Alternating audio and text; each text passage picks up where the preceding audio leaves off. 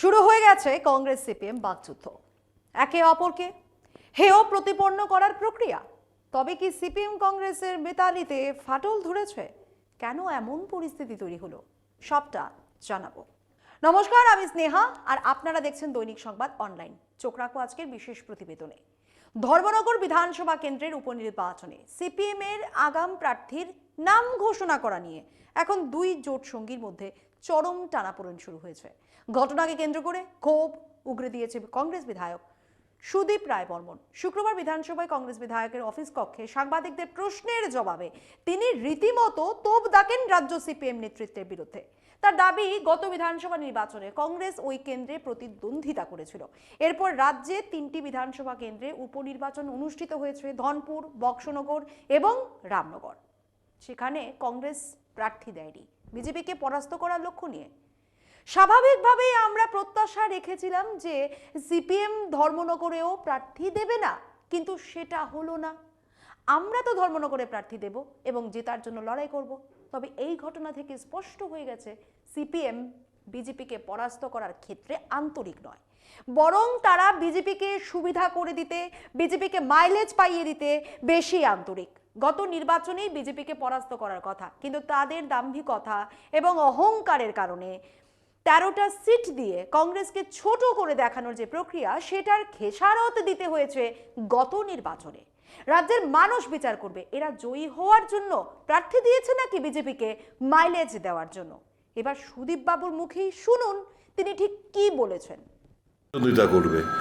গত নির্বাচনে কংগ্রেস প্রতিদ্বন্দ্বিতা করেছিল। গত বিধানসভা নির্বাচনের পর তিনটে উপনির্বাচন হয়েছে। বক্সনগর সিপিএম প্রতিদ্বন্দ্বিতা করেছিল, কংগ্রেস প্রার্থী দেয়নি। ধনপুরে সিপিএম প্রতিদ্বন্দ্বিতা করেছিল, কংগ্রেস প্রার্থী দেয়নি। রামনগর যদিও এটা ইন্ডিপেন্ডেন্ট ক্যান্ডিডেট, তারপরও সিপিএম ক্যান্ডিডেট দিয়েছিল, কংগ্রেস ক্যান্ডিডেট দেয়নি, বিজেপিকে পরাস্ত করার লক্ষ্য নিয়ে। এখন কংগ্রেস ওখানে স্বাভাবিকভাবেই আমরা তো প্রত্যাশাই রেখেছিলাম যে সিপিএম হয়তো বা ক্যান্ডিডেট দেবে না, কিন্তু ওনারা দিলেন। আমরা তো ক্যান্ডিডেট দেব। এর থেকে পরিষ্কার বোঝা যায় বিজেপির বিরুদ্ধে আন্তরিকভাবে লড়তে এনারা ইচ্ছুক নন, এবং এই দাম্ভিকতা অহংকারেই গত নির্বাচনে বিজেপিকে পরাস্ত করার কথা, ওই কংগ্রেসকে 13 সিট একটা ছোট করে দেখানোর যে প্রক্রিয়া, এটার খেসারত দিতে হয়েছে আমাদের সকলকে এবং রাজ্যের মানুষকে। কাজে ওনাদের ভূমিকা মানুষ এখন বিচার করবেন, আদৌ কি তারা বিজেপিকে পরাস্ত করার লক্ষ্যে সিপিএম প্রার্থী দিয়েছে নাকি মাইলেজ দেওয়ার জন্য প্রার্থী দিয়েছে। মানুষ বিচার করবে সেটা। আমরা লড়াই করছি, জেতার জন্য লড়াই করব, বিজেপিকে মাইলেজ দেওয়ার জন্য না। আমার তারপর অনুরোধ থাকবে সিপিএমের প্রতি যে সত্যিকারের যদি আন্তরিক হন বিজেপিকে এই উপনির্বাচনে পরাস্ত করার জন্য, তাহলে প্রার্থীপদ আপনারা প্রত্যাহার করবেন। আগামী দিনগুলো এই প্রত্যাশাই রাখবো। না, কথা বলেননি, কথা বলার সুযোগও তো দেননি, ইলেকশন ডিক্লেয়ারও হলো না, ফাট করে ওনারা প্রার্থীরা দিয়ে দিলেন। তো কথা বলতে সুযোগই দিলেন না। তো দেখা যাক, আগেও তো ওনারা কথা বলেনি, কিন্তু আমরা আমাদের দায়িত্ব পালন করেছি। সিপিএম এবার দায়িত্ব তার পালন করার কথা, প্রার্থী না দিয়ে সেটা ওনারা করেননি। মানুষ বিচার করবে, ধর্মনগর মানুষ বিচার করবে, সারা রাজ্যের মানুষও এটা উপলব্ধি করছে আসল জিনিসটাকে, কারা আন্তরিকভাবে বিজেপি পরাস্ত করতে চাইছে।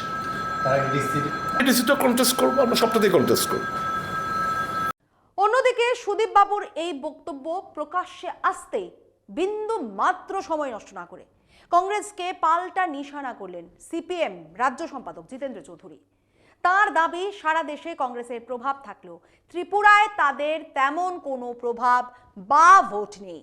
এটা মেনেই অন্তত বিনয়ের সঙ্গে বলবো, গণতন্ত্র পুনরুদ্ধারের স্বার্থে এমন একটি কেন্দ্রের নাম বলুক যেখানে জামানত রক্ষা করতে পারবে কংগ্রেস।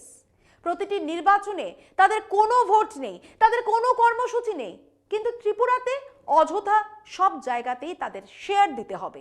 এটা কিছুতেই মানা যায় না, বরং এটা করলে লড়াই আরো কঠিন হয়ে পড়বে বলে মন্তব্য করেন জিতেন্দ্র চৌধুরী। এবার ঠিক কি বলেছেন জিতেন বাবু, তার মুখেই শুনুন। সিপিআইএম আন্তরিক নয়, বিষয়ে কি বলবেন? আমি খুব বিনয়ের সাথে ত্রিপুরা রাজ্য কংগ্রেস নেতৃত্বকে বলবো, হ্যাঁ, গণতন্ত্র পুনরুদ্ধারে কংগ্রেসেরও কিছু শক্তি আছে, সেই শক্তির প্রয়োজনে সম্পর্কে কোনো সন্দেহ নেই। আমি তাদের প্রতি সে শ্রদ্ধা রেখেই বলছি, কিন্তু তাদেরকে আমি খুব বিনয়ের সাথে বলবো